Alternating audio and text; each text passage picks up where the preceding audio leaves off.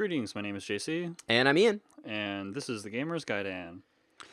This week we're going to be talking about great platformers, listing a bunch of platforming games that we enjoy and think that they deserve mention. So stay tuned for that. But before we get into that, Ian, what have you been playing? I have been playing a little bit of I've still been playing some Diablo 3 Mm-hmm. because Diablo 3. Yeah, my friend went on vacation to a convention, so we haven't been able to play over the last week. But I'm waiting. I'm waiting for you to hit 70 so we can play a bit together. fair enough. Yes, a little bit of that and a little bit of a game called Happy Birthdays. Okay. Um, I've been playing it on the Switch. Yep. It's a world builder, Okay. I guess. Kind of like a Minecraft or Terraria? No, All no, that's kind of what I thought it was going to be, but it's not. Mhm. You have a cube, which your world is in, this cube, Mhm. and you can raise and lower the land, which raises and lowers the temperature. Okay. And yeah, you can there's different special powers. Right.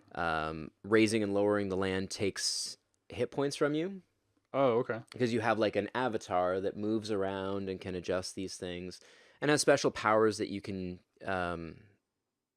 use. You have these stars that you collect, which you Mhm. use to use these powers. And yeah, to gain your HP back, you have to um, move back from the cube. So like instead of actually being there and interacting with it, you Okay. have to kind of move out All right. and have like an overview of it, and you fast forward time by hundreds and thousands of years Oh, okay. and watch life grow. And the ultimate goal of the campaign is So it's to kind of like a game where you play as God. yeah, Yeah. Like yeah, okay. that's kind of it. Yeah, but it's weird Mhm. and fun. The ultimate goal is to get advanced human civilization. Okay. So I'm nowhere near that. But it's been fun. I've been Fair having a lot enough. of fun with it. What have you been playing, JC? Cool. I've been playing a couple of VR games. The first one I'll mention is Xing: The Land Beyond. Ooh, I haven't heard of that. It's actually kind of interesting. It's kind of like Myst, in a sense, where there's a little bit of walking simulator to it, but it has a bunch of puzzles. Okay. So you have I only beat the first section because if I understand correctly, there's six of them or five or six. So you go around into these different sections, and there's like a story of like somebody who's passed, like died. And then you're collecting these tablets and getting a little bit of the story, and then going through to get that story, you're Interesting. completing puzzles. Sort of Um, like Everyone's Gone to the Rapture? a little bit in maybe the theme, but it's not its gameplay is definitely a lot different. Okay. So you use the move controllers, and you can pick up and interact with objects with the move controllers.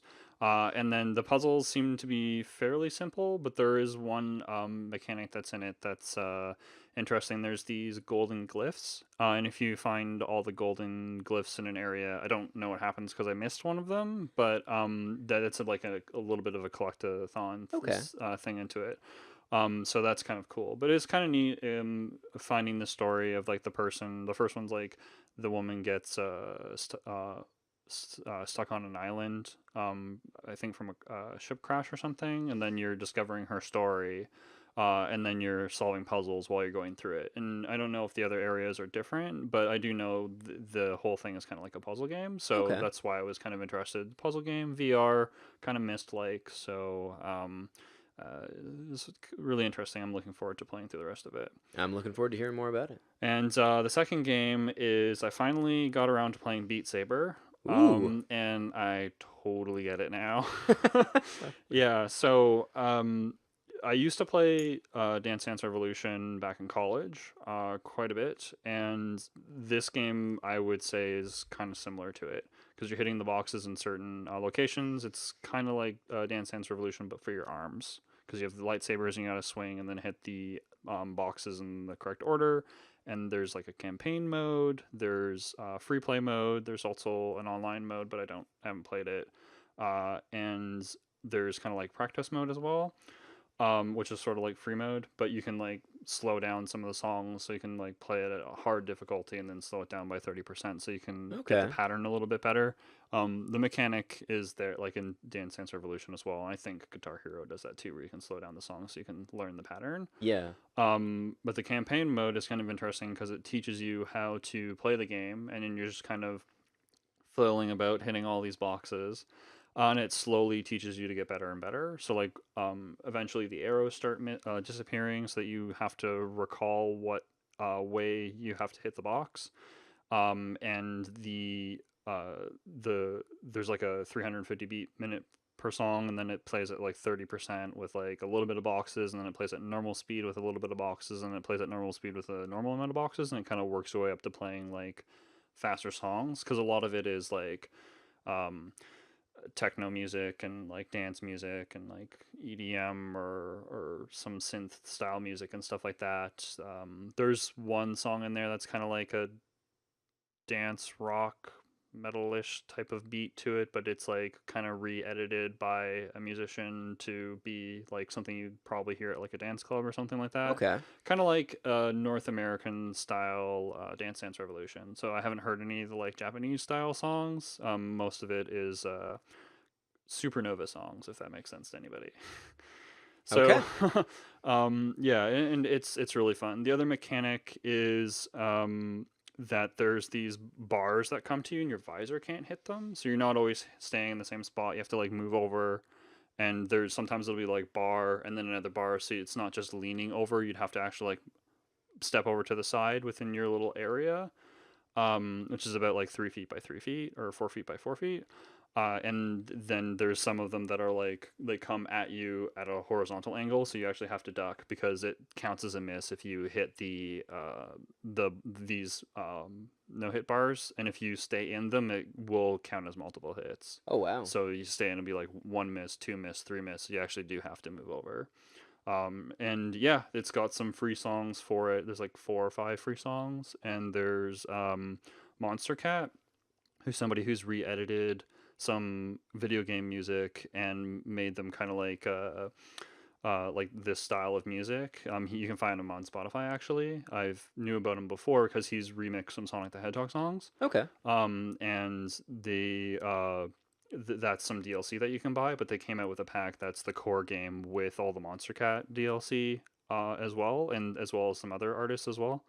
All in one package for like $55 Canadian. That's So not too it bad. wasn't too bad. And I'm like, okay, well, I'm gonna get the game and then finally play it. And yep, like I said, totally get it. It's a lot of fun. I would say if you have a chance to play it, it's certainly worth your time. Yeah.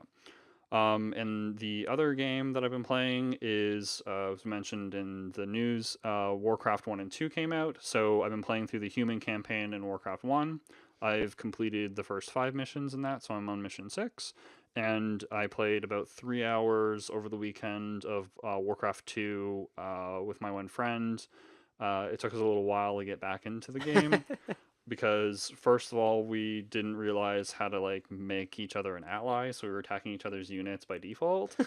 You have to actually hit players and then check box once you get into the game. It's not like you would think, and it's like, oh, Oh, select your team at the beginning like you would in like Age of Empires or yeah. something like that, or any modern even more modern RTS. But we figured it out. We had to try 3 times and we beat 2 computers finally. Fairly, Nice. I boxed one in like 7 minutes in or something and just built cannon towers and fucked the guy. But yeah, so I played Warcraft 1 and Warcraft 2.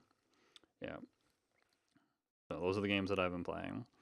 But in addition to what you've been playing, you have a little bit of chat and review for a certain game. So Ian, Yeah. why don't you take the floor? I do. So I mentioned, I think in our first episode of things I was looking forward to this year, Yeah, episode 1. a game called Generation Zero, which it looked super cool. Yeah, and it came out this past week. So of course, being something that I was excited for, I picked it up. I even was able to. I found a copy for a friend, so I was playing it with somebody, and man, I knew the reviews weren't super kind going into it. Yeah, they're like between 4 and 6 for context. Yeah, it's not great, but I thought maybe people were being a little bit, I don't know, maybe Too harsh. yeah, a little too harsh because it is only $40, Right. which for That's kind of like a double A price for a game. Yeah. it yeah, I It's mean, not like AAA games are like $80, $90, but yeah. yeah, like it's almost like yeah, it's like half the price of your AAA titles. I mean, I think Senua's Sacrifice was $40 when it came out, Mhm. and that was amazing. Mhm. But that's not about this, or this isn't about that. Nope. It's Generation 0. so we played through. We probably played 2 hours of it together, and then I've probably played another 2 hours on my own. Okay. And So you're 5 hours in. You can usually get a pretty good opinion about a it's not game. great. Okay. It's not great. Like there's a lot of things, a lot of the complaints that I heard people mention, Right. I can totally look past. Mm-hmm. But there's also a lot of because like it's $40. So I mean graphically it doesn't have to be um way up there, Yeah, right? it I doesn't mean, have to look like the latest and greatest games that are like God of War or something like that. yeah, like it doesn't need to blow me away visually. Mm-hmm. I'm okay with you know, slightly less. Yeah, and games now are more concentrated on gameplay anyway, and that's one of the reasons why the indie games are being so successful is because they Exactly. concentrate on a really good mechanic that they excel at, and then like it gets And storytelling. yeah And like I loved the concept. Um the whole vibe is really cool and like they do hit it. mm-hmm. Like from the first moment you start playing, it feels eerie Mm-hmm. and it's great, you know, it's very they've got that like kind of I mean, it's like immediate post-apocalyptic, like Right. the end of the world is happening, I Yeah. guess so. Um, but it has a very eerie vibe. You know, there's no other people. It's very quiet. Um, but I found so when you encounter these robots, um, even even if you're trying to set up like an attack, Right. they can spot you from Like like no problem. yeah, Hmm. you know, you're hiding and your little like vision thing pops up. Right. You know, you can see that something like has like seen you. Oh, kind of like Metal Gear, where you get the exclamation points like Not somebody's not seen you. quite. More like I guess more modern shooters where you get the like vision or Skyrim Okay. with the opening eye. The eye slowly opens and then becomes full. Okay. Yeah, more along that line, but you have like a bar Mm-hmm. and it points in the direction that the So if enemy they're over is. here, the bar will start showing up over there or something. Yeah. Okay, fair enough. So you'll get like you'll be in a house and you'll trigger it. And I'm like I'm in a room with no windows. Like what heard me or saw me? Like I don't have a flashlight on. Right. I'm like like crouching around. I'm Mm-hmm. not running around making a ton of noise. What heard me? You were breathing. Yeah, like it's and then This once isn't the aliens from the movie. Don't say a word uh with Jim from The Office. with Jim from The Office. Man, I'm like totally blanking on it now too. Yeah. That's okay. No, it's not like that. A Quiet Place. Quiet Place. Thank Quiet you. Place. We got there. We did it, Reddit. Without the internet. Yeah, no, it's just like, and then you get into combat and like they have weak points, Right. but I found shooting them was problematic because their movements were like glitchy. Mm-hmm. So there'd be times where it would be like here, and then like I would shoot, and it would like stutter and be like over here. Okay. And I'm like, but So it's okay. kind of like glitching over. Yeah, like there's a lot of bugs. You Oh, can't. you're connecting to a server for this, right? So maybe it's latency between you and the server. I mean, it could be, but that was even when I was playing on my own. Right, but like It even if might you have still a good be. even if you have a good internet, like it could be that their servers just don't keep up. which is fair. It's like, oh yeah, right. Here's a couple packets. By the way, you might want to know the monsters are over there. I found there's like no consequence to dying. Okay. You can be. Is there really consequences to dying in many games now? I mean, other than losing a life. I mean, I guess not, but like, like you lose. I feel like you lose no progress. Right. Like you can get like downed, Mm-hmm. and I think at least 5 times you can just press X to stand back up. Oh, okay. Like right at that spot. Yeah. Oh. And it brings you back. Like it doesn't bring you back with full health, but you have like Oh, okay. You don't even have to go back. no. You're just like boop right here That's weird. with 20%, which a lot of times it's enough to, finish off whatever that was. Right. You probably already got a shot or two on it. Right. Things don't have health bars, which Okay. isn't That could be a mechanic, but like it's if not a you're... huge thing, but you're also not really sure then. Mm-hmm. Is there visual damage? You do see, like, if you hit their weak point, you see, like, blue sparks. Sure, but they and don't... then you get an explosion. Right, but like if you were to get 50% of its health, usually if they don't have a health bar in a game, they at least show battle damage on the actual model where it's like limping or something like that, or like having trouble, like, The only thing I've kind of or noticed blast damage or is something. if you get a shot on its, like, weak point, Mm-hmm. like the dog-looking ones at least, Mm-hmm. Sometimes it'll run away or, like, start running away, Right. but then it'll come back. Okay. The AI is not, like, crazy smart. I mean, it's probably better than Anthem, but continue. I mean, maybe. But the thing was, like, playing it the whole time, I couldn't help but think of other things that did this better. Yeah. And So is it kind of like, is there like a lot of games that are coming out that like have big promises? They kind of like feel like they should have come out maybe 5 or 6 years ago. Is this one of those games? I mean, I feel like visually, if this came out 5 or 6 years ago, Mm-hmm. people would be like, "Oh my god!" Right. But it would still be problematic if it was released 5 or 6 years ago. Yeah. There's simple mechanics that I would want in something like this. Right. Like being able to mark the enemies. Mm-hmm. Oh, you can't even like make them your focus point. No. Okay. No, you just Continue. yeah. Yeah. And like I said, all I kept thinking of was games that did this better, and I immediately went back to thinking about Far Cry 5, Okay. which Which is the latest one? it was the latest full release. Yeah. I guess sort of. Yeah, yeah. The I'll say one with- yes. the one with the evil Americans. Yes. Okay. Got it. The one that's So real life. the one that's Continue. eerily realistic. But yeah, Oh, I God, just these kept guys are the thinking. people who made Just Cause. Yeah, and Continue. like Just Cause isn't horrible. Yeah. Like it's And they made that Mad Max game that I think was kind of like a silent like hit, if I recall correctly. I wouldn't say a hit, but it wasn't like It was better than a 2 out of, like, it was like people were enjoying it from Yeah. what I remember. Anyway, sorry for interrupting. no, that's okay. Yeah, just it trying- just it. I kept thinking about Far Cry Mhm. because I'm like, it has the mechanics. Like you have, if you pick up a quest and you want to track that quest, it will give you a waypoint.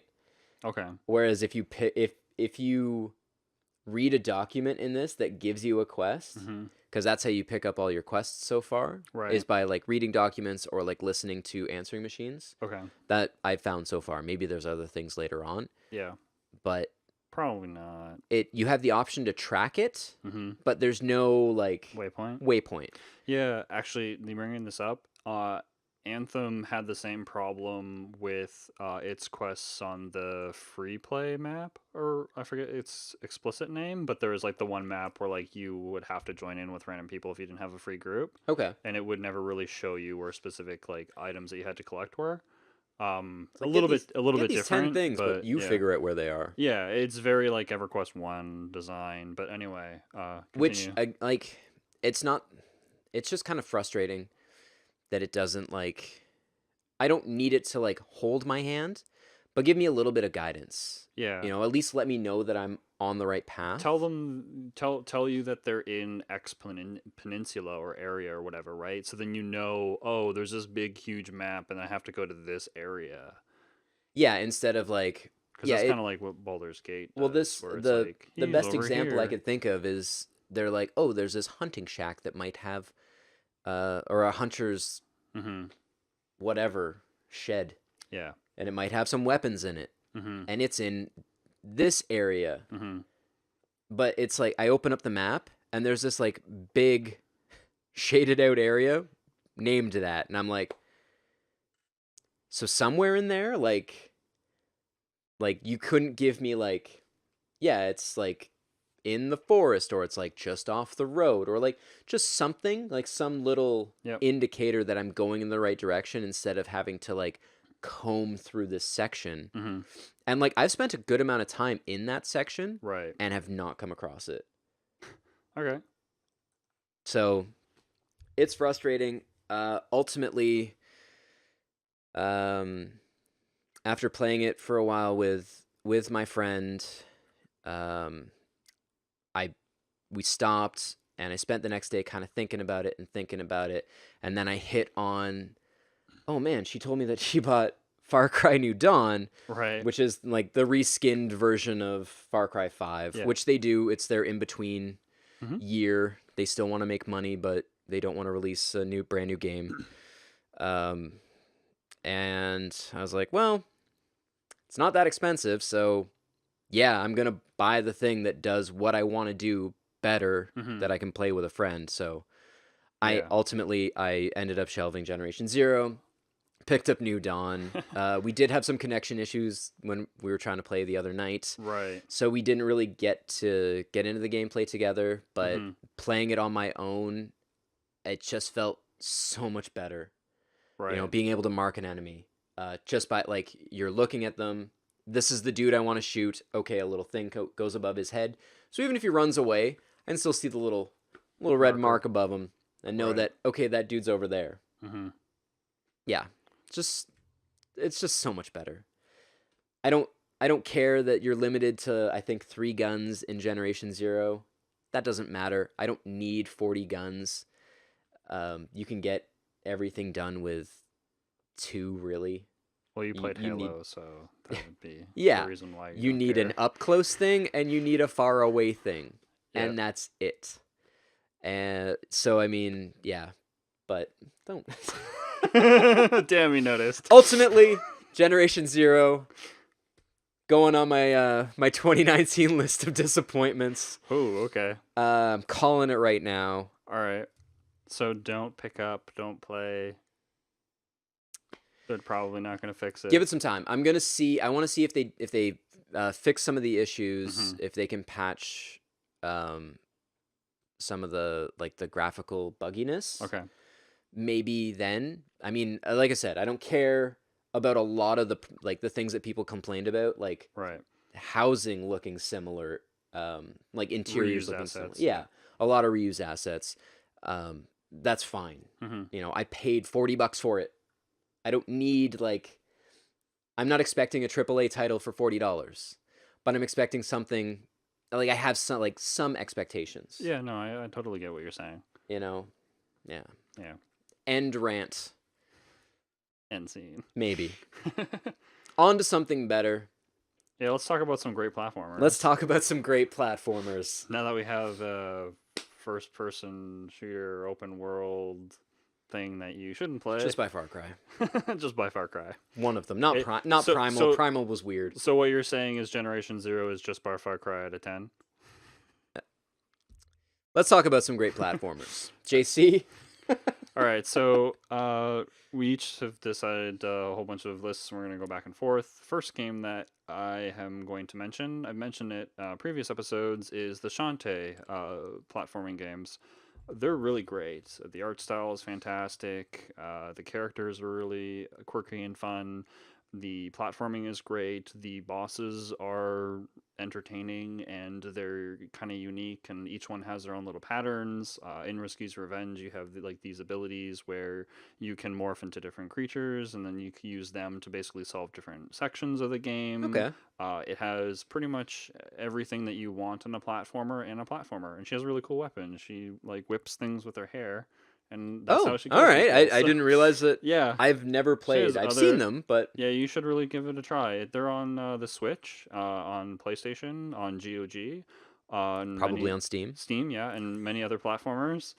And if you like platformers, it's definitely a game that you should try.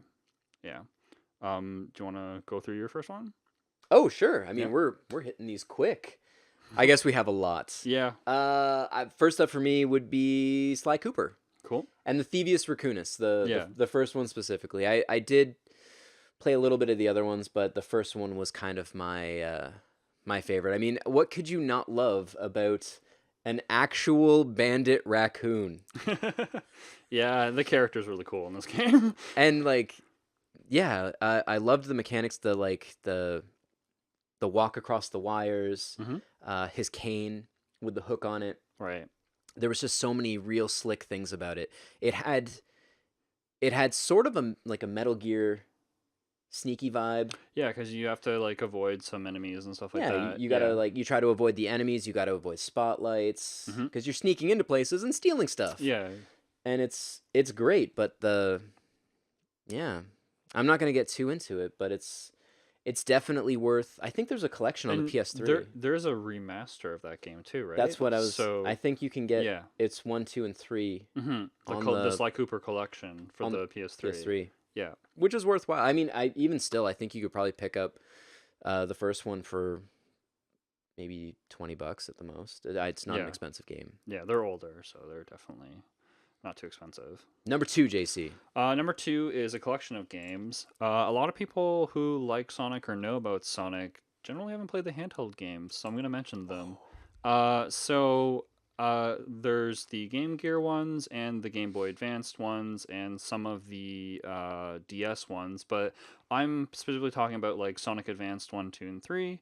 And Sonic 1, 2, Sonic and Tails for the Game Gear. The advanced ones being for the Game Boy Advance, obviously. But they're really, really great. They have different level design. The games are different enough from the actual regular Sonic the Hedgehog games that people played for the Sega Genesis or Yeah. Sega CD and even Sonic Mania, because these are the 2D style Sonic games. That they're really neat. A good example of a different mechanic that didn't show up until much later into the series again, that started in the handheld, was the hand gliders from Sonic 2. Yeah, I think that was the first thing I said to you when you Yeah, mentioned the handheld Sonics because I had Sonic 2 for my Game Gear. yeah, and it's really, really cool. And the bosses are just as good as any of the, in my opinion, as any of the Genesis Sonic ones. Yeah. They each have to be yeah, each of them you have to figure out the patterns and stuff like that, and the levels have really cool music. And yeah, with the advanced ones, I've played two more than any of the other ones because I think I only have the first two, but they're really fantastic as well. The graphics are really great. They look just like they belong in like the 16-bit era. And you've got your like general Sonic mechanics and stuff like that, and the bosses that you're expecting, and they're kind of like the games that like if Sonic 4, 5, and 6 had happened in the 16-bit era, that's what the Sonic Advance games would be. So if you like the original Sonic games and you've never actually played any of the Game Boy Advance games, I would highly recommend playing them. They're really, really cool, and they have their own little mechanics as well and stuff like that too, kind of like the original Game Gear ones, which Nice. also the Game Gear ones are available on the Master System. They were sold in like Central America, Brazil, and in Europe. And Oh, there's weird. also the first one and the second one are limited release in North America. But Huh. yeah, so that's my second pick. Wow. Yeah, and your seconds? That's right. Um Abin Hawkins and the 1001 Spikes. Yeah. So you were showing this game to me. I had actually never heard of it. Yeah, it's I downloaded it like ages ago on Right. the Xbox Live Arcade Okay. on the 360, Mm-hmm. and it's like a it kind of like the Indiana Jones arcade Right. game, I guess. Okay. But I mean a little bit different. Um, yeah, you play a character who looks just like Indiana Jones. Okay. It's yeah, it very very much totally stealing that, and yeah, each level, like you enter into basically you come out of a door, Mm-hmm. and then you have to make your way to the. You need to find a key and then get out. Right. And there's spikes and Yep. 1001 of them. Oh, okay. No, but like there's spikes and stuff and traps and So is lava it and kind of all like that along the way. Splunky with Yeah, Meat Boy mechanics in it, where you have yeah. to avoid No, like it spikes is. and You walls? definitely have to avoid a lot of stuff. So Mm-hmm. it has a little bit of that, and it's incredibly frustrating. Incredibly frustrating. No checkpoints throughout the stage. Right. You have to get from A to B without dying. Mm-hmm. And yeah, I don't have a whole lot to say Just other to than it's let people know, this is available on current gen consoles. So it it's is available on Switch, Xbox One, and the PlayStation 4 and Steam and Steam. and Yeah. maybe GOG. I don't know. Take a look. Yeah, most likely. Maybe I'm not sure. We can It check. depends. Um, But that's my number 2. cool. My next one is Rocket Knight Adventures. This is kind of run and gun / platforming, but I'm gonna count it. It's a really good game. It's a game that Ian should play. I do have a copy Because of he has a it. copy and has never played it I've for never some played it. reason. It's a Sega Genesis 'Cause it's title Ian. by Konami. It has a neat rocket pack mechanic where you have like a meter, and it is how long your jetpack can last for, and you got to use it to basically jump up and do different types of platforming to get through levels. There's some levels where there's a lot of scrolling while you're moving, and then there's a lot of obstacles that are like kind of Mario-esque, where there's flames that are shooting and stuff like that and Okay. whatnot, and a lot of really cool parallax scrolling and stuff like that with the backgrounds, and really neat and fun bosses, and the levels and the artwork is really fantastic. If you've never heard of it, there's also another game called Sparkster, but that game's insanely expensive, so I have not bought it, but or played it. Shame. Well, I played it on an emulator, but it's like $200 or $300. Oh, It's geez. insane. And there's one for the Super Nintendo as well called Sparkster as well, but it's actually different. They're totally different games with the same name. Oh. Alright. And I Don't think be that fooled. one is a rare game as well. But the original like Rocket Knight Adventures, it's really cheap, really fun, and I hope they kind of like re-bring that game back. But you know, And you're an armored armadillo. you're an armored armadillo, yeah, with a sword and a jetpack. A sword and a jetpack. Yeah, it's even got levels where like it's a classic run and gun style level where like you play Contra, you're like on the motorbikes or Ninja Turtles, and like you're on the surfboards and stuff like that. You're actually on the jetpack with unlimited jet, and then you just like traveling through the level, killing the monsters as they come at you and stuff like that too. So it's pretty cool. It's pretty cool. Your next one, Ian? Next up. Oh, that's right. Mirror's Edge. Mm-hmm.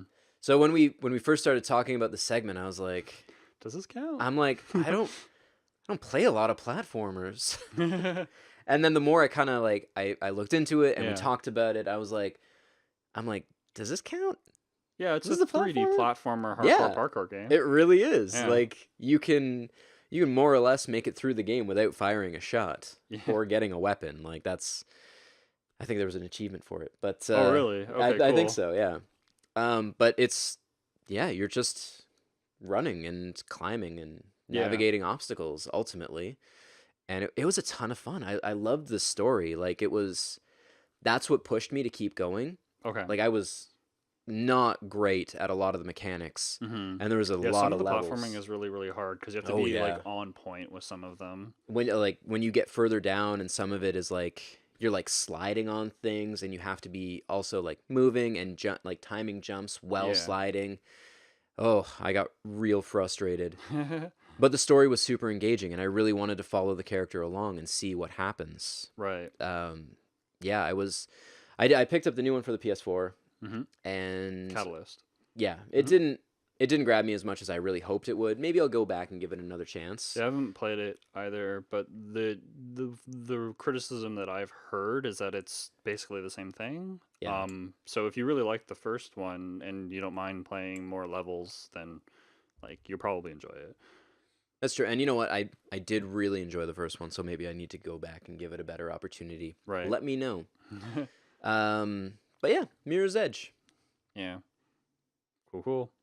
My next one is another game that I believe I've mentioned, but it's one of my favorite platformer Metroidvania ones, and I guess this could be on a Metroidvania game. Metroidvania. But there's so much platforming in this one that I felt like it should be mentioned. That's okay. I just mentioned Mirror's Edge, so Yeah, Ori and the Blind Forest. Ori and the Blind Forest. Yeah, that game's fantastic. I cannot wait to play the second one. And apparently it's going to be available on Switch, so that's how I'm going to get it. Nice. Okay. Yeah. So, yeah, it's a really great game. You've got all your Metroidvania mechanics with your power ups. You don't have to get them all. There's some of them that are bonuses. There's a lot of really cool abilities, like the slingshot ability. I always thought that one was really cool because there are some areas where, like, if you learn how to use the abilities, you can kind of like go through the levels pretty quickly. And the monsters are really neat. The bosses are uh, really cool. I think the one that stands out the most is probably the one where there's like a water level and you've got to like work your way up Water while levels. you're. Well, it's not necessarily that you have. There's no breathing, but Okay, good. yeah, but like he throws like water jets at you, and you've got to work your way up while you try and hit him, and you got to hit him a few times. Okay. And that mechanic was probably my favorite one for the bosses. And the story is a story that's told to you like without really much narration, so it's kind of just experienced as through cutscenes and through things the characters do and stuff like that. So it's like a story that's just revealed to you, and I think that's a really cool way to add a story in that type of game because sometimes without like breaking the atmosphere of the game and putting like a bunch of text boxes in front of you, Yeah. that's really slow the game down. There's not much text in the game, and it's just fluent with the game. So I really appreciated that because it's a game where there's a lot of platforming and you got to go around and do stuff, and that putting in like Final Fantasy text would just kind of ruin it for me. But yeah, Ori and the Blind Forest. If you've never played the game, give it a look. If you like platforming and or Metroidvania games, highly recommend.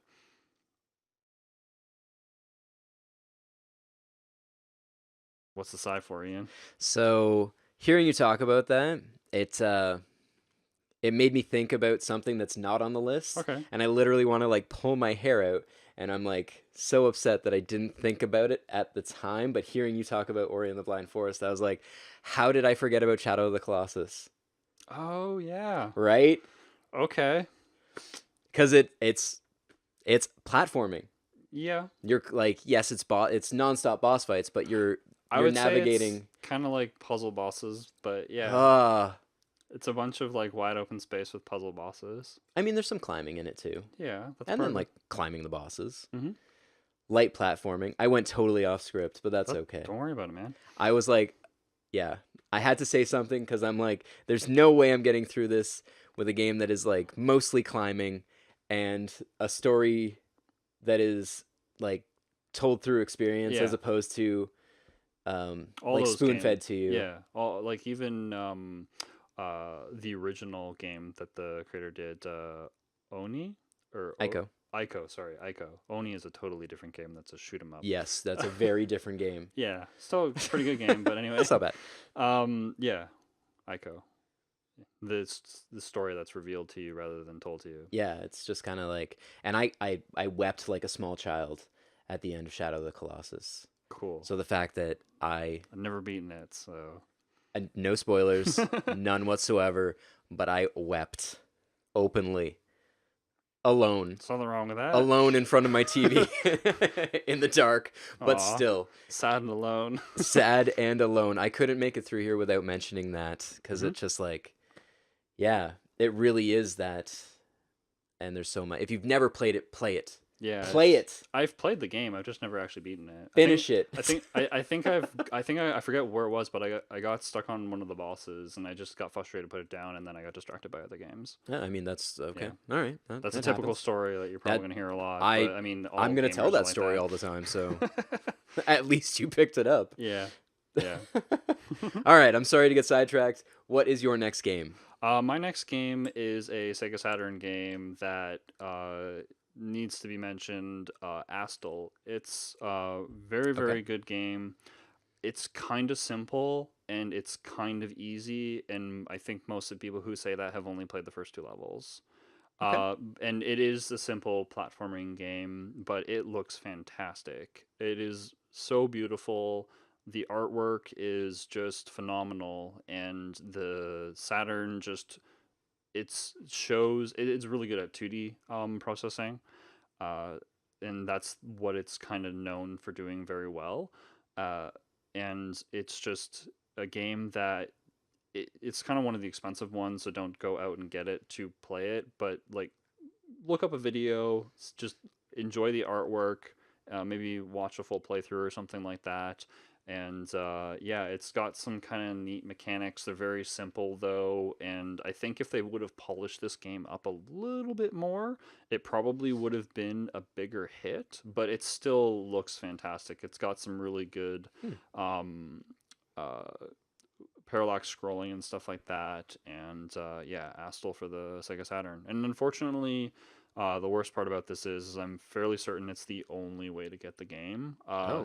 And it's from like an obscure company that means you'll probably never see it again. But it's definitely worth a short play or a view from like the internet or something like that. And oh yeah, it was made by Sega actually, Oh. and it's never been released by anything else.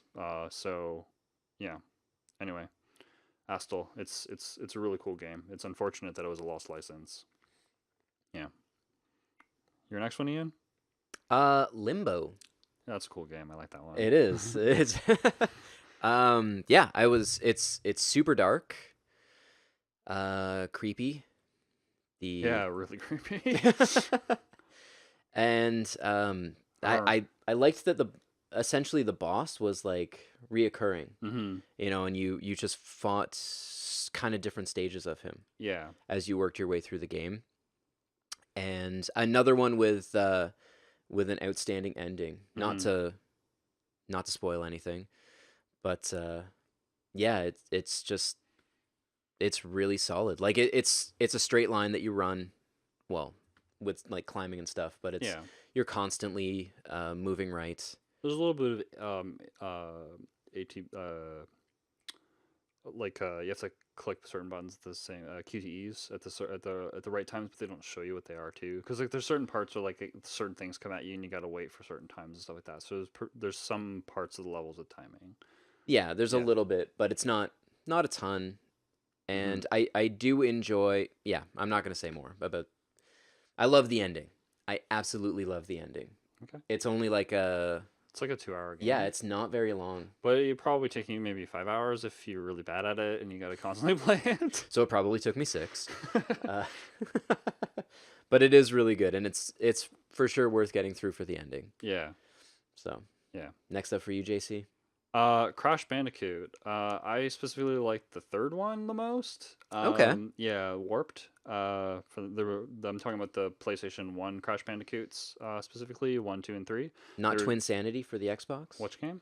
And so they're re-released for the Insane Trilogy, which is on all the major platforms currently. The Yeah, PlayStation 4 and came out on the Switch and maybe the Xbox. I think it might actually even be on PC. Oh, okay. I'm not sure. Huh. I really like the original series. The bridge level is not hard. I will stand by that. It is not harder than Dark Souls. Anyway, moving on. A lot of people were saying the first one was really, really hard, especially with like the broken bridge levels. And I was just laughing my ass off because I'm like, I didn't think these are hard. And then I replayed it and I'm like, nope, they're not hard. But And I think it has hard elements. Like if you're trying get to, good. well, if you're trying to like do things like perfect runs and like timed runs in that. No, no, no. The funny thing about your comment with that, walk the rope. You can literally walk that entire rope on the whole entire level. You jump on the rope and you walk I forward. don't mean the bridge. I just mean in general. Oh Like yeah, some yeah, of yeah, yeah, the yeah. like when you're trying to do like Oh yeah, perfect the and game is timed frustrating runs. as hell. Like I get that, but I just mean like yeah. The specific bridge level, The not that specific hard. drill, it's not harder than the rest of the levels. It's Okay. just this Crash Bandicoot difficulty.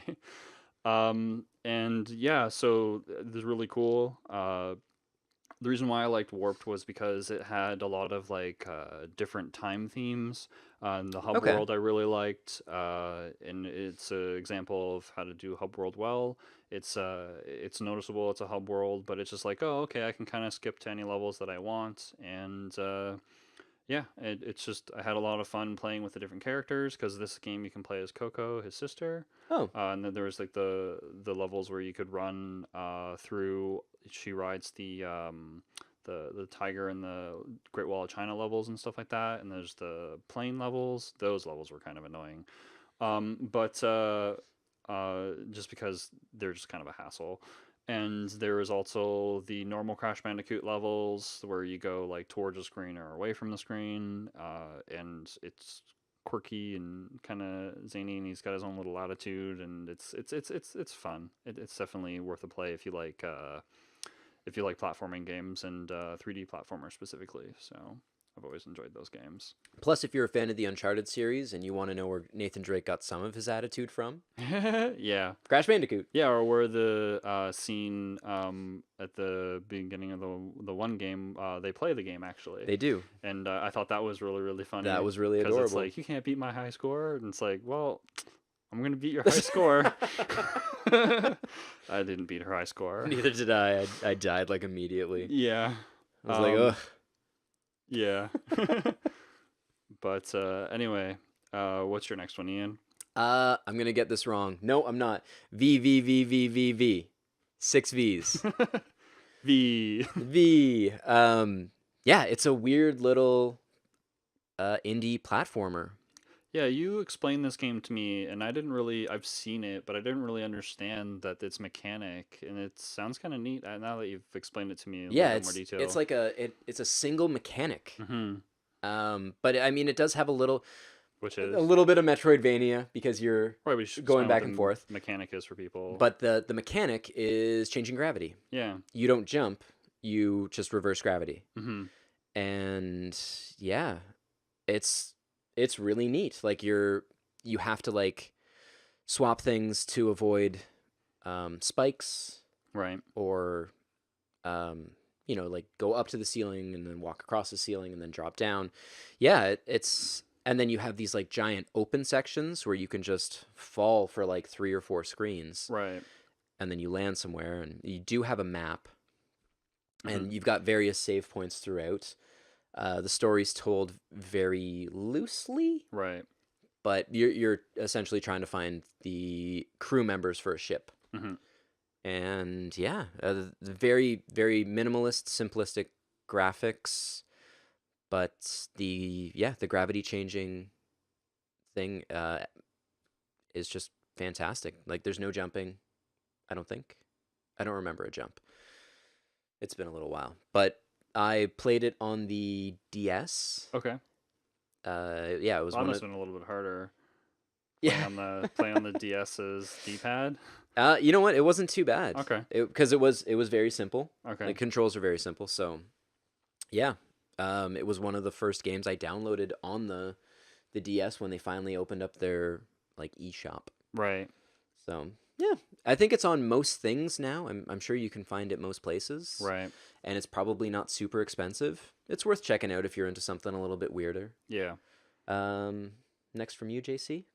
I might get some hate for this one, but I have a specific reason for mentioning this. Croc. And Okay. so a lot of people are like, this was kind of a substitute for It's a 3D platformer. It's one of the first ones, and it's compared basically to other platforming games where like it didn't do as well as these other ones. But if you play on the Sega Saturn and you have the 3D controller and actually use that, you don't have to use tank controls. And then the Okay. game gets phenomenally better and way easier, and it plays just like any of the other games that came out near the same time. The 3D controller is the one that came with Knights, right? Yeah, Okay. this a game. It came with Knights, and that was kind of like it's a game that you would play for it. But there's actually quite a few games that the 3D controller works for, Okay. and just kind of makes the game a little bit better. The Tomb Raider game is another example on the Saturn that the Oh, 3D controller works for, and it actually makes the game a little bit more enjoyable.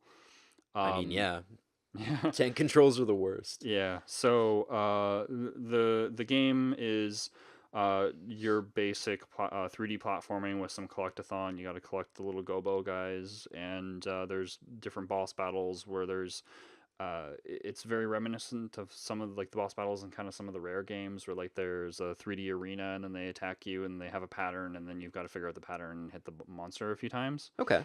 So it's very much like that. And yeah, it's just if you actually sit down and play the game without the tank controls, it's not that difficult in comparison. And I thought it was actually kind of enjoyable. So the graphics aren't that bad, and yeah. So Croc, All right.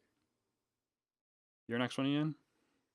They Bleed Pixels. Okay, what's this game? It is. It's a bit of an action platformer Mm-hmm. because it does have some combat, Right. and the combat's amazing. Mm-hmm. A really interesting combo system.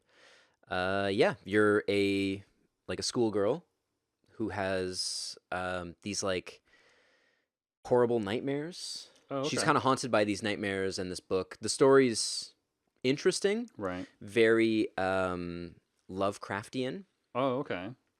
and yeah, she has these like massive claws Right. that she uses to shred apart uh, enemies Right. on like in the level, and there's like pixelated blood that goes everywhere, and it's gory and amazing, but the platforming is quite complicated. Mm-hmm. It's one of those games that the controls are not the best, Right. but when you figure it out, you can look really, really good with minimal effort. Oh, okay. So when you kind of get the hang of things, if someone was watching, they'd be like, "Oh shit, look at all those cool things he did," Right. and like the soundtrack is fantastic. Mm-hmm. It's a Canadian artist too, called DJ Finish Him. Oh, okay. If you, What kind of music is it? it's it's electronic, Okay. but it's very fitting to the individual levels. Right. So yeah, it's almost even worth playing just for the soundtrack. Cool. But if you do pick it up on Steam, it comes with a copy of the soundtrack as well. Nice. So yeah, it's a fantastic little platformer with amazing like gory combat, Mhm. pixelated gory combat, and outstanding soundtrack. Right. So worth checking out. Awesome. My next game is Super Meat Boy. Speaking of gore, Yeah, lots of it. That little meat guy, he's so lovable. So the premise of this game is really, really simple. There's two versions of it, which I think is really, really cool. You can play as Super Meat Boy, and then you're trying to rescue a girlfriend, or you can play as a girlfriend and then rescue Super Meat Boy. I think that mode was actually added later, but I played this on the PlayStation 4. And oh wow, the game is relentlessly hard, Yep. but the coolest thing about its difficulty is that you know why you died.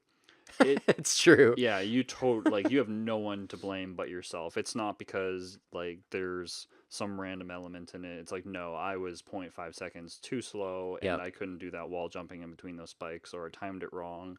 And yeah, you have no one to blame but yourself. And the game sets yourself up for your learning of it very, very well. Every time there's a new mechanic, it teaches to you it in a small way, and then you'll see those mechanics, and then even it'll basically layer two mechanics together to teach you something completely new. Yeah. But since you've seen mechanic A, mechanic B, mechanic C is actually something that you can figure out because you know both the previous mechanics, and the whole game is basically a building of that. So if you have never played the game and you look at like one of the last levels, you'll be like, what the hell, how can they do that? But if you actually play through the whole entire game, it's noticeable that the earlier levels basically bleed into the difficulty of the spinning saws of doom and spikes of doom levels that are really cool. I particularly liked when you finally finished the level and Mhm. it gave you the playthrough. Like Oh yeah, that's it really doesn't cool too. it doesn't show you each individual one. It just shows you your winning playthrough, Yeah, but with layered with every failure you yeah, made on that level. So if you tried something like 30 or 40 times, yeah. there's like Like 30 or 40 meat boys that jump right from the get-go and you can watch each individual one die yeah, and you can watch yourself get better. yeah. And there were a few of those levels where it was literally like, how the hell did I do that? And I use that feature. I'd be like, oh, okay, because I was Yeah. just like zoning out and like, you're in the zone for the game, and it's just like do, and you just get through the level, and it's just like, wait, how did I pass this? No idea. But those playthroughs definitely are really really neat to watch. That last level, I will say, I actually almost put this game down. It almost defeated me. I couldn't get if I saw the level I could point it out, but I couldn't get past the last level, and I put it down for a good like 2 weeks, and I was just like hating myself for not being able to beat it.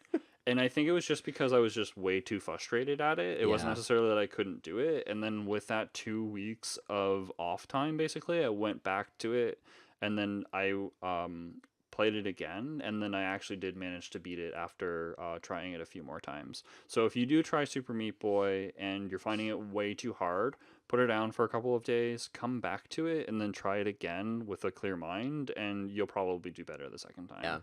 Yeah, or third or fourth time. Yeah, but And like I'm sure every single one of you has a free copy of this on something. yeah, because And if you it like haven't played it, just do it. yeah, Take an hour, give it a chance. it's worth the money as well. And if you want to know some interesting information about this game from behind the scenes, there's a really good documentary that's available on Netflix, that you can watch through, and it has some really cool information about three different games: Braid, which isn't on our list. Uh, Because neither of us really played it. yeah, because neither of us really. Well, I played a little bit, but Same, not anyway, enough to comment. not enough to comment. Super Meat Boy and Infez. So yeah, it's a pretty good documentary. Indie Game the movie. Yeah, Indie Game the movie. Sorry, I forgot to mention That's the okay. name. Now you know. Now you know. So your next game, Ian? Earthworm Jim. He's a superstar. Oh man. It was weird because I was like writing out my list and then it just like it hit me Yeah, like a truck. I'm like, "Oh my god, how did I forget about Earthworm Jim?" I know how you forgot it because Earthworm Jim is the '90s. Like It's yeah. it is no longer the '90s, so you kind of forgot a little bit. No, no, you don't get more 90s than Booger Man. Well, no, they're That is incredibly 90s, but both. Earthworm Jim is it's still up there. I mean, it had its own cartoon, Yep. which was still pretty good. Tommy Tellerico did the music for it. Tommy Tallarico did the music for it. Yeah. Yeah. And he pushed that like quite a bit on Electronic Playground. He was like, "Yeah, I did the music for this game," and I'm like, "Oh, cool." I think that's why I played the Sweet. game. You know what? That's not why I played it. I played it because it looked really interesting. It was funny. Um, That's yeah. got really cool mechanics too, and Oh funny ones man, at that. like it, and it never stopped. And I was mentioning to JC, it has one of the most frustrating underwater levels I played as a kid. Yeah. I almost One broke of them. controllers. Yeah, I turned it off in frustration so many times. Did you like flick the power on and off in frustration to teach the game a lesson? I used to do that. No. Like, fuck you, game. On off, on off. Nope, I never did that. Yeah, I play a lot of run and gun games. One of us is and- super weird. No, Yeah. both of us are super weird. Yeah, fair. No, it's yeah, it's great. Like even like from the first level, the junkyard, and then just the progression, all the way to like hell, and Hmm. even to some degree Earthworm Jim 2. I specifically wanted to talk about the first one, but the Hmm. second one was still great. Yeah. So Yeah. Earthworm Jim. Cool. Cool. Cool. My next game is Fez, which is also in the in-game movie. Yeah, this game is really adorable. It's got really great music. It has really great graphics. It flows really nicely. It's got some neat puzzle elements where you have to change the 2D world and then flip it on its axis to like the other axis Well, kind of. it's always two-dimensional. It's always two-dimensional in a 3D In a plane.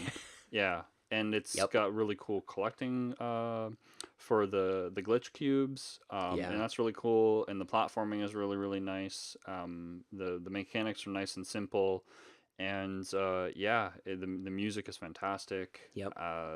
It's unfortunate that there may never be another game unless somebody. No, it'll never happen. But yeah, so Fez, it's a really great game, regardless of your opinion of the developer and the person who made it. But the game is what it is, and it's great. You should play it if you have not. Fez. Back to you, Ian. Zach Morris timeout. All right. And your next one, Ian? Battle Block Theater. I don't know if you've ever played this one. Never heard of it. So it's available on a bunch of things, I think. I was playing it. Actually, I played it mostly on Steam. Okay. And it is you can play it single player, but really you get the best out of it multiplayer. Okay. It's made by the Behemoth, All right. who were dudes from Newgrounds. Oh, If okay. anyone remembers Newgrounds from like way back in the day. I think they did. They're still around, actually. Well, yeah, they are. But Alien Hominid, Castle Crashers. Yep, I played a lot of that. Yeah, it's I think it's the game that they made after Castle Crashers. Okay. And yeah, it's a platformer. There's no combat, and you and a friend, or you and 3 friends, Right. are trying to get through a death trap maze. Okay. And it's a lot of jumping and fault like weird mechanics. Right. Yeah, it's a lot of fun. Like I have played it on my own, and it's okay, but Right. really you get the best experience out of playing it with somebody else, Okay. because you can just watch your friends get murdered Cool. because of bad things you did. So I mean, it's not competitive. Like you're working your way to the end together. But yeah, you can definitely screw over your friends, and it's hilarious. Next on your list, JC. My next one is The Lost Vikings. Ooh, Yeah. So I have coming soon to GOG. Yeah, hopefully. And I have this for the Sega Genesis, and basically you're a set of 3 Vikings, regardless of how many players you play. You can swap Yep. between the 3 of them, and you have to solve a bunch of puzzles and go through a bunch of platforming to hit certain switches and stuff like that in order to figure out your way through this huge maze of a level. Some of them are larger than others. There's a lot of different levels. It uses a password system so that you can go back to your previous levels. Thankfully, the passwords aren't too long, Which is good, and which is really surprising good. for the era. Yeah, yeah, but it's really just like a code to get to a level, and there's no like extra information it needed, so that's I why guess it's that's true. shorter. But yeah, you have a Viking with a shield, you have the Viking with the bow, and then you have the guy who can jump, right? So The guy who can jump. yeah, and He had shoes. yeah, so they basically get like transported around, and they have to basically go through these levels and make their way through a lot of levels. It's not short. There's No. like, yeah, I forget exactly how many levels there are, but it's a really really fun game. And if you have like on the Genesis, you can use the multi-tap to get 3 controllers connected to it, and on the computer, which I've also played on the computer, you can all like have sections of the keyboard. Yep. And then because that's the way you played multiplayer games back in the mid 90s. And that's how I played the Lost Vikings. I Yeah. played it on PC. Yeah, and so somebody's on the center and on the left and on the numpad. Hopefully you have a numpad. Yeah, that's true.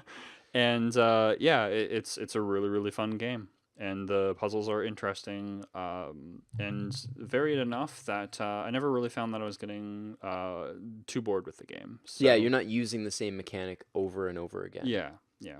Well, you're using the same three mechanics, but you're using them in But new ways. yeah, Yeah, yeah. Your next one, Ian? Blinks, the Time Sweeper. Cool.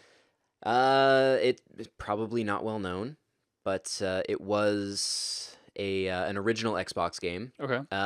I think Blinks was their attempt at a mascot for the system Okay. when they were trying to get an animal mascot, Oh, because okay. that was kind of the thing for everything. Mm-hmm. It ended up being Master Chief, who wasn't soft and fluffy, Right. but yeah, Blinks was an early attempt at that, and it had a lot of it was all time-based mechanics. Mm-hmm. Like you had jumping in that, but yeah, you would use rewinding, fast forwarding, pausing, Right. all time, yeah, to accomplish things that you wanted to do. And I mean, it got a sequel that was definitely panned, but yeah, the first one, if you can find it, it's worth checking out. It was really well done. Cool. Next up for you, JC? Aladdin for the Sega Genesis. Aladdin. Yes. Oh. I mean, personally, I was a Lion King fan, but Yeah, I like the Lion King too. I took your next one. But yeah, so there's the console wars that happened, and there's Aladdin on the Super Nintendo and Aladdin on the Genesis, and I'm just saying the Disney guys helped Aladdin animation for the Genesis version. It's better, whatever. So I only played it on the Genesis. So. yeah, I've played both. Both are very, very enjoyable. They're their own games. They have a little bit of a difference between them because you only Okay. have the apples in the Super Nintendo version, and you have the sword in the Oh. the Genesis version. And if you kind of understand, like Nintendo doesn't like that much violence, and they probably said no to the sword. So yeah. Anyway, Genesis had blood in Mortal Kombat, so they were pretty rad. yeah, didn't have to input. You had no like didn't put a code, right? So the game is really really fun.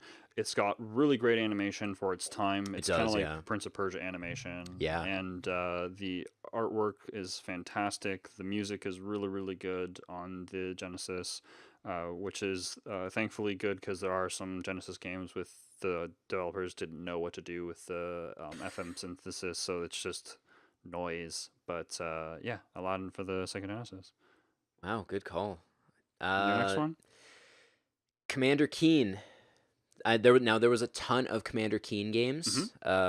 Specifically for me, it was Commander Keen and Keen Dreams, Right. which was kind of a weird release. They ended up sort of talking about it as like the lost game, Right.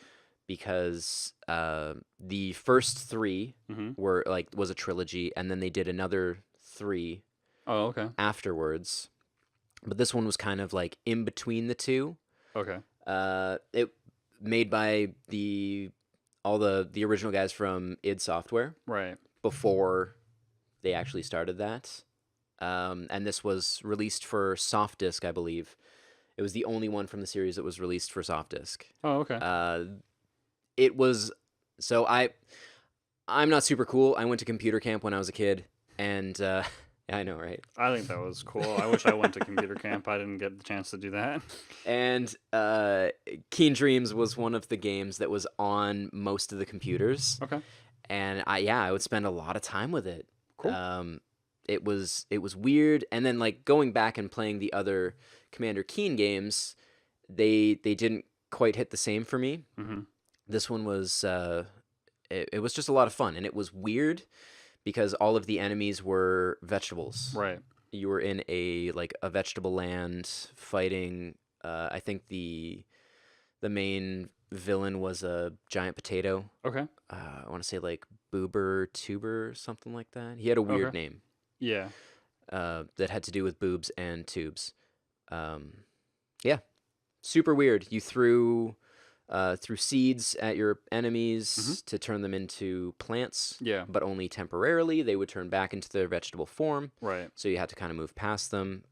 But all just like jumping and climbing. Yeah, I don't know if you can find it anywhere. Commander Keen? Well, specifically in Keen Dreams. I'm pretty sure that they're available on GOG. Yes, all of the games, but I don't know if in Keen Dreams specifically is because it is licensed to someone different. Oh, okay. It's not under the same license as the other 6 games. Fair enough. So it might be. I could be wrong, but in Keen Dreams, it's weird. It's fun. Next for you, JC.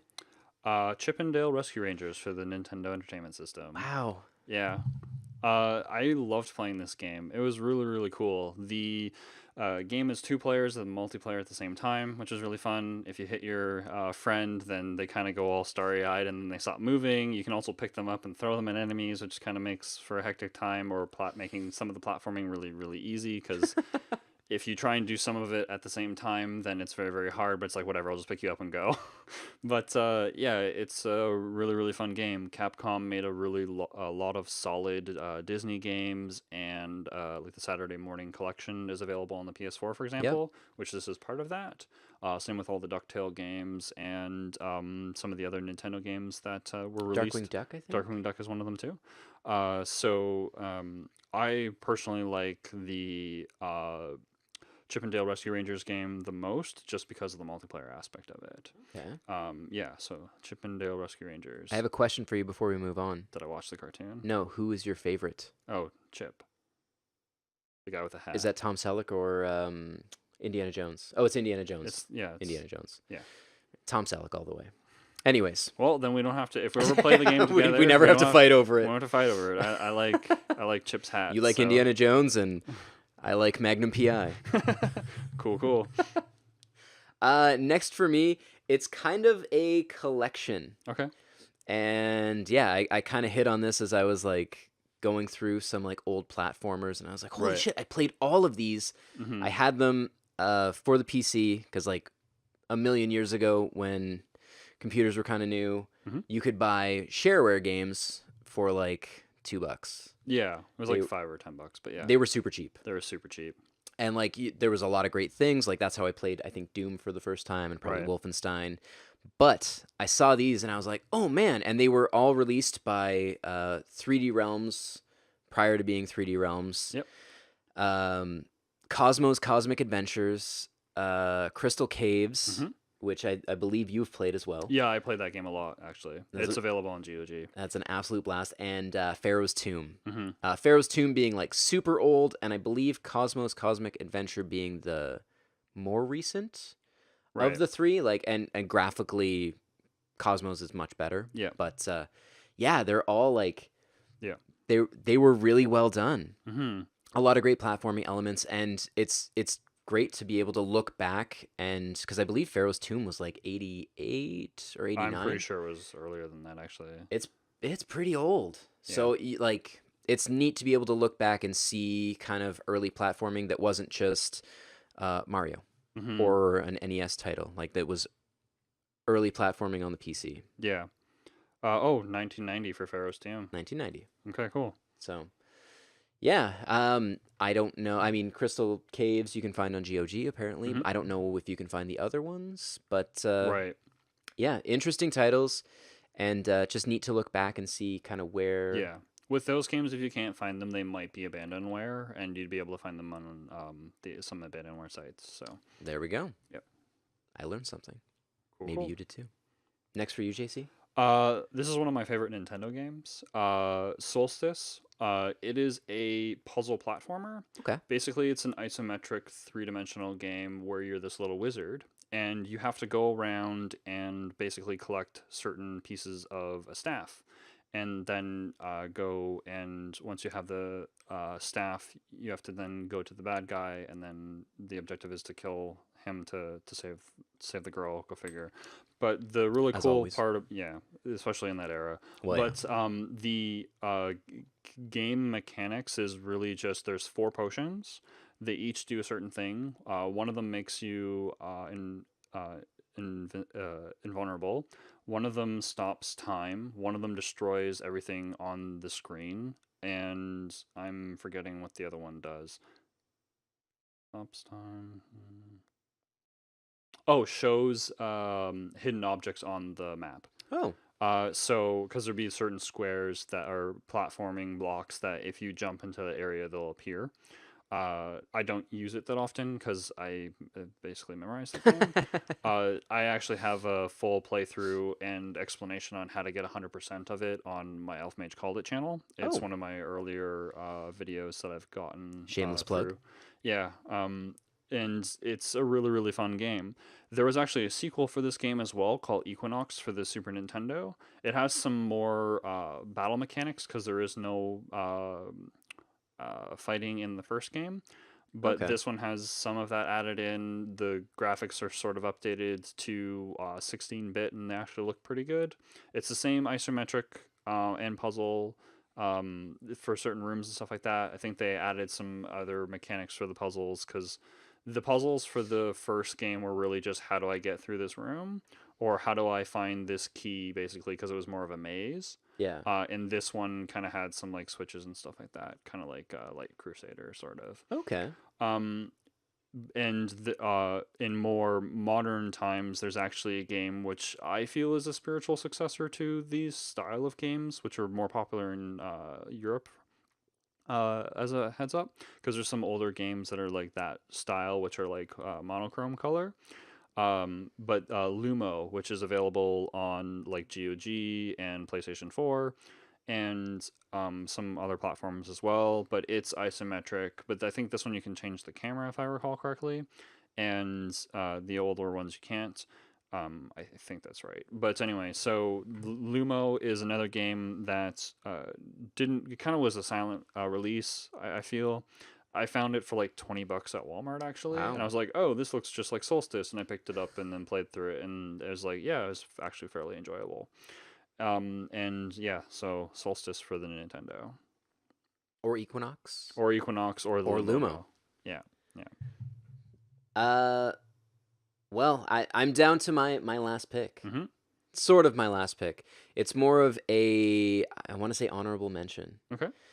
And there's a reason behind that. Psychonauts. I Mm-hmm. don't think I could have made it through a list of like great platformers without mentioning Psychonauts. Yeah, there's just a problem with us mentioning this game Yeah. though. Neither of us have ever played it. Yeah, And which is bad because it checks so many boxes for me. Like tons. yeah, and I have a friend who sold me this game for the PlayStation 2 and The Legend of K because they're like two of his favorite games on that console. He's like, okay, you have to play these games. Sorry, buddy, haven't gotten to them yet. Oh, you haven't played either of them. No, Ooh. no, but That's okay. Maybe we'll play through Psychonauts. yeah, Not together. it is available. It was a HD remake has been made recently as well. Yeah, and there's a sequel coming. yeah, that's why they did the HD remake. And I think there's even a like a VR Is there? yeah, Oh, there's that's a little kinda neat. VR like mini game. It's not like a full Yeah, it's not the whole game. yeah, but Okay, there's a little VR experience for that's it. pretty cool. So, yeah, I couldn't make it through the list without talking about Psychonauts because Yeah, it's like it's like a game that's like I've seen mentioned on so many lists, and that's why I wanted to purchase it for my one friend who's getting rid of his PS2 and all of his old equipment because I had heard about this game so much where it's like, okay, it might take me a while, but like I'll eventually play this game yeah, and I'll probably really, really enjoy it and go, why didn't I play this game? So I can add it to the long, long list of other games that I've just never really it's played on the before. list. It's there. Yeah, it's there for sure, for sure. But yeah, so those are games that we feel. Wait, Oh, okay. there's one more. Is there? There is one more, All and right. we both. The interesting thing about it is we can both talk about it, but both on different consoles. Oh, okay. Sort I of. know what game this is. Tailspin. Yeah, For me on the Sega Genesis, and I played it on the Game Gear. Yeah. it's been interesting because there's a lot of things that we've talked about throughout this Mhm. that have similar elements to Tailspin. Yeah. Like for me, it was um, the like hover or air surfing. Mhm. Which is interesting because the Game Gear level, and I've showed this to you, the Yep. comparison of the flying levels, they're totally different. Yes. It's more of like a shoot 'em up air level in the Game Gear version where you're actually just flying the plane and then you're in behind with Kit.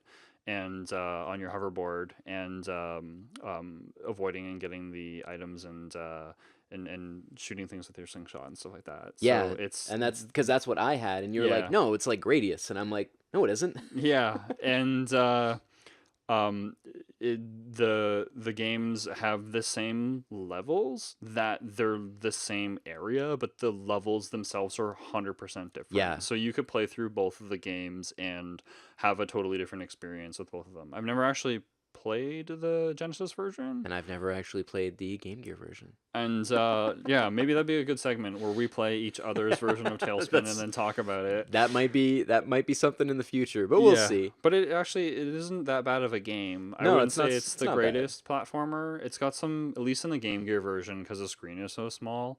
Yeah, The the platforming for like where you have to move, especially with like Blue, is just so like he's kind leap of of an awkward faith. shape. Yeah, and he doesn't jump very far, and you have to. There's some precise platforming, which was sort of annoying. But I played it enough, and eventually I did beat it. Yeah. So that is definitely a game. And I have a question for you. You mentioned The Lion King.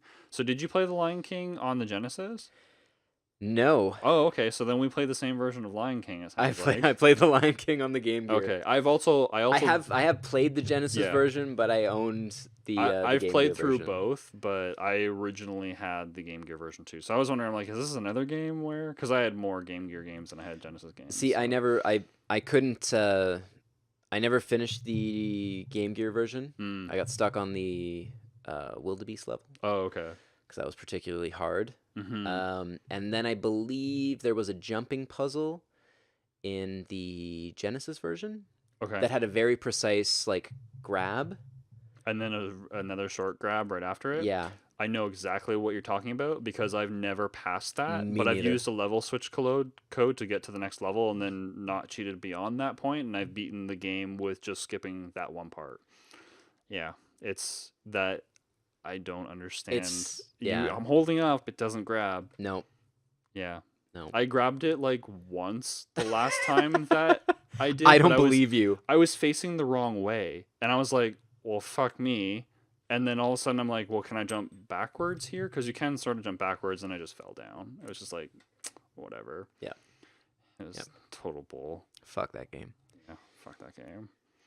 So yeah, Yeah, that's the that's a great way to end our list. yeah, that's But let us know what platformers you guys like. indeed. And I mean, there's things that we kept off the list because There's probably one game that we won't even bother mentioning that you're probably like, why didn't they mention this game? I mean, come on, you know what it is. yeah. Really? Okay. Okay. We've like okay. Anyway, be sure to like and subscribe, especially if you've made it this far. Yeah. And help us out. Yeah, and see you next week. Is it Mario? It's Mario 64. We basically never mentioned the 64 console. I think it's great because eventually we're going to talk about the 64 in an episode, and then they're going to be like, oh, okay. Sorry. I remember way more of that song than I probably should. Also, I keep making a Doug reference to my wife and being disappointed that she doesn't get it. Do you remember? Doug Funny? Yeah. Of course I do. I have a series. You really? Yeah. I always tell her that she's the she's the tomato sauce to my bananas. Oh. And she's like, that's gross. And I'm like, watch Doug. Yeah. You're dead to me, Genevieve.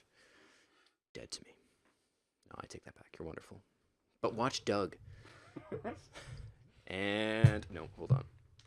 Do you want me to put that at the end of the episode?